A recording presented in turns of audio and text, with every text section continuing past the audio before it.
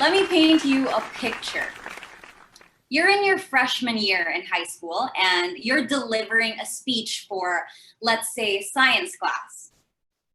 You rehearse, you memorize everything that you needed to memorize, all the data, the numbers. And then for a split second, while you're reporting in front of your classmates, one of them yawns and you're distracted and you start saying,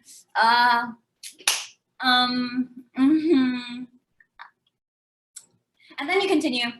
Okay, anyways, the experiments did not succeeded. And then you suddenly hear your classmates saying, did not succeeded? It did not succeed. And then all of a sudden, presenting in front of people is even more horrifying than it already is. All because English can sometimes be intimidating, especially in a setting like the Philippines where a little mistake can go a long way. Now, has this scenario ever happened to you? Ever? Can you give me a thumbs up? Yes? Were you the speaker or were you the audience laughing? Have you ever laughed at someone for making a grammatical error? Did not succeeded. Guys, I'm sure it has happened to all of us at one point. It's a very familiar experience. Now, here's another scenario. You're on social media and you're arguing with somebody about, I don't know, a political debate. And it was a fruitful discussion until one of you says, it's you're wrong, not you're wrong. Y-O-U apostrophe R-E. Stupid. Learn English before you start arguing. Now, they hit you back with, "Edi ikaw na matalino. You're so smart." Has this ever happened to you? I'm sure it has. Again. Suddenly, we are no longer talking about that fruitful political debate or discussion. Suddenly, we are in an English classroom that's full of angst, shame, arrogance, and ego. Because sometimes we're so fixated on grammar, we forget the real purpose of language, and that is to communicate and to understand. Now, of course, I do believe that English has its very special place in Philippine society. I mean, first of all, I'm an English major. I have a degree in English language studies, so I obviously believe its merits and its importance. I do believe that grammar is essential in communication. But I'm embarrassed to admit it as well. I used to associate English with wealth, intelligence, status. And I'm sure I'm not the only one. I received comments saying that English makes somebody more beautiful. And at the same time, I've heard the complete opposite being said about Filipino languages. Isn't that weird? However, there were two instances in my life that ultimately changed the way that I perceive English and how we teach it, how we learn it, and how we connect with it. The first one was when I moved to Spain to teach English at a Spanish public high school, just like Teddy and Four Sisters in a Wedding. I know, Ma, I'm sorry, Ma. And the other one was when I went viral on TikTok a couple of months ago, and I started becoming an English teacher on the internet. And I'm sure some of you guys know me from TikTok as well. Hi. So let's talk about the first one, moving to Spain. When I moved to Spain, it was eye-opening because I learned and I saw how very differently Spanish high school students, at least my students, treated English compared to how we did it in Filipino classrooms. Let me give you a few examples. So first off, English in Spain has a very different role. Yes, it's a big plus if you can speak English, obviously. A foreign language is always a big plus. But I don't think it has the same status as English in the Philippines, where here in the Philippines, if you speak English impeccably, you're regarded as significantly more intelligent or wealthy, social even. In Spanish classrooms, teachers would often translate. You know, English was just another language that they needed to learn for school. It was just another subject, the same as math. It was the same as science. And if you made a mistake in English, people didn't really laugh at you the way that we laugh at mistakes here. Now, my Spanish kids would be nervous about speaking in front of the classroom, but I don't remember the feeling of being scared of whispers, just like I explained earlier, right? There was no, did not succeeded? Was that right? Nobody really caught those tiny, tiny mistakes. Now, it made me think, why is it that in the Philippines, we're just expected to master it as if we're native English speakers? In reality, yes, English is an official language in the Philippines, but we're not native speakers.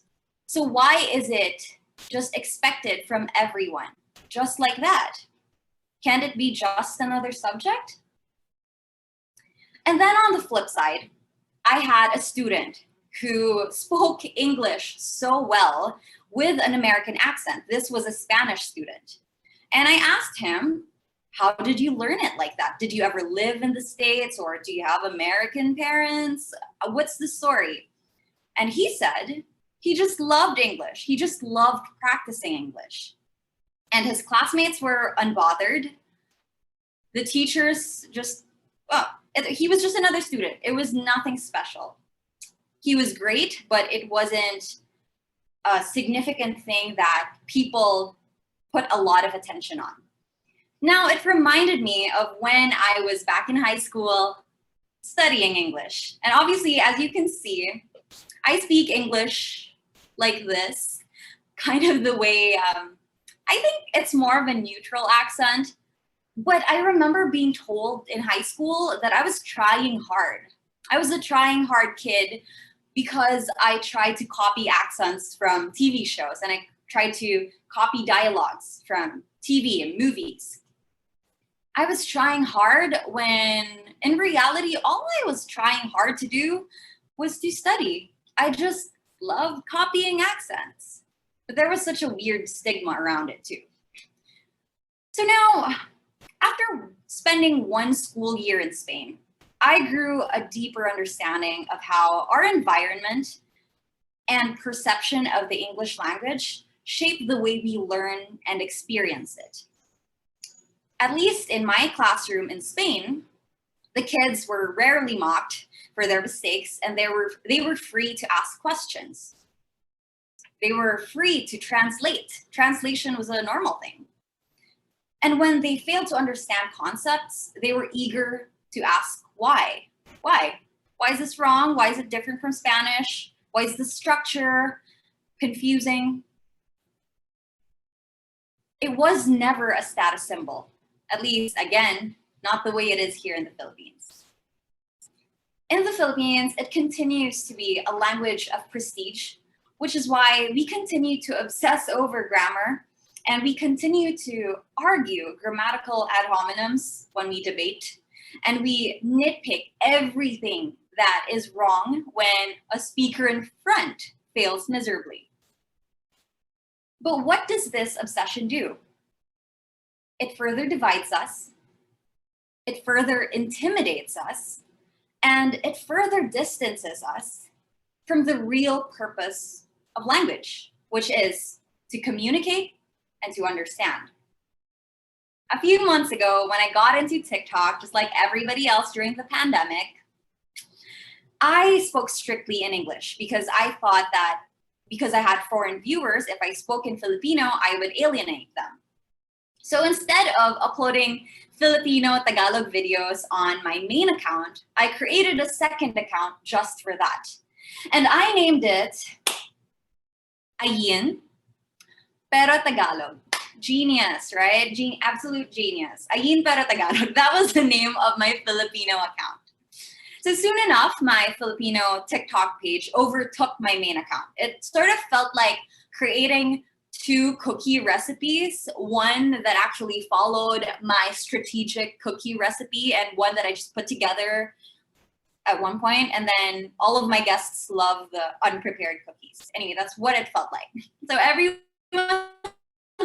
loved the Filipino TikTok, which is so odd because it was a spam account. But anyway, I started getting questions about grammatical concepts, about deep vocabulary words, expressions in English that a lot of Filipinos did not understand. And at first I answered them nonchalantly, throwing jokes here and there. I would give examples, sentences, etc. But then later on, I realized that there was a very real issue waiting to be addressed here. I explained the difference between a and an, why it should be a unicorn instead of an unicorn, and why an hour is not the same as an hour. I explained in very simplified Filipino why it's the review of related literature. And many times I explained English words by using them in sentences and then promptly translating to Filipino. I learned, because of TikTok, that the elementary stuff that I learned when I was very young and I was just starting to learn English, these are the same things that confuse adult Filipinos on TikTok today. There are so many, and it's so common. One of my most viewed videos was me explaining especially versus specially. And then the other day, people were shocked that facade was pronounced the way it is, facade. I got a lot of comments saying, it's not facade, it's not facade. So you see, it's very common. It's not just one person or one speaker that's making that mistake. It's a lot of people. Now, my serendipitous stint as a TikTok English teacher taught me that while our educational system and traditional ways of teaching English worked for me and a lot of my peers, it's not the same for still so many Filipinos. I was privileged. We were privileged because not only did we have good teachers, but we also had access to libraries. We had access to so many American and British TV shows, movies, right? We had an environment that allowed us to practice and learn English every single day. Whereas for a lot of other people, English learning was met with a lot of mockery, shame, intimidation, and environments where they didn't really get to practice it. And that makes all of the difference. And yes, I learned this through thousands, if not a million, comments on TikTok. Here are some more examples of them. I'm scared of recitation because my teacher used to berate me in front of my classmates whenever I'd make a mistake. Another one is, I don't want to use new words because I'm scared that people will say that I'm trying hard. I'm too nervous to apply for a call center job because I might not be good enough for it. My Filipino accent is so thick, it's embarrassing. I didn't learn because asking questions made me look stupid. And I'm too embarrassed to try because I might make a mistake. These are things that I read over and over and over on my TikTok videos. Now, how can you explain what a subject-verb agreement is to somebody who doesn't even know what a subject or a verb is? How can we explain the past perfect tense to somebody who doesn't know what tenses are, right?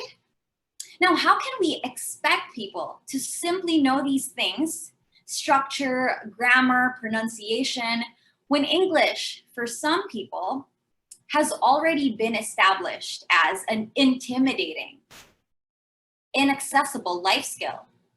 It's only for the social people, for the rich people. How do we do that? How do we make English a friendly subject again? Now, in some private institutions, in some social circles, English is simply just a given. Being fluent is normal, completely normal. We don't even think twice about it. We just know English. We learn it from watching Barney or Nickelodeon or Disney or whatever the kids are watching nowadays. But we often forget that being able to learn English at all is also a privilege. So there goes a real problem. It's not that correcting grammar is bad or that improving mispronunciations is a bad thing. Not at all. It's the arrogant attitude that comes with obsessing over people's English fluency. It's when we call people stupid just for using the wrong form of the verb. It's when we stop communicating and instead we nitpick. When we hold debates online, do we realize that the real message gets lost in the language barrier too? Do you guys realize that when we try to explain some concepts, we think, why can't they just get it? Why don't they understand what feminism is? How do you even translate feminism? How do we communicate that when we speak so many different languages from so many different perspectives?